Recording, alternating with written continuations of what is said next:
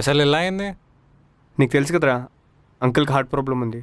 సడన్గా heart stroke వచ్చింది. అవునా?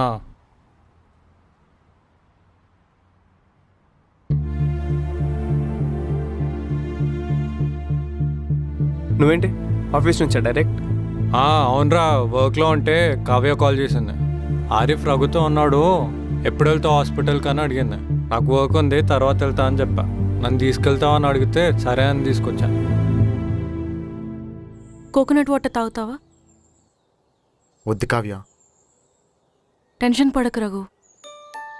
టెన్షన్ పడకుండా ఎలా ఉండమంటావు కావ్య? ఒక్కసారిగా అంతా తలకిందులైపోయినట్టు ఫీలింగ్ వస్తుంది. ఏం చేయాలో అర్థం కావట్లేదు. నా జాబ్ పోయిందని బాధపడేలోపే నాన్నకిలా. ఇలాంటి పరిస్థితిలో నాకేం మాట్లాడాలో కూడా అర్థం అవటం లేదు. అలా అని నేను ఇలా చూస్తూ ఉండలేను రఘు. ఈ టైంలో నువ్వే స్ట్రాంగ్గా ఉండకపోతే ఎలా? టెన్షన్ పడుతూ సాడ్గా ఉంటే పనులు అవ్వవు కదా. నువ్వు అనుకున్నది చేస్తావు రఘు, అది చేయి చాలు. అది కాదు కావ్య, లోపలేదో జరుగుతుంది, బయటికి చెప్పలేకపోతున్నాను.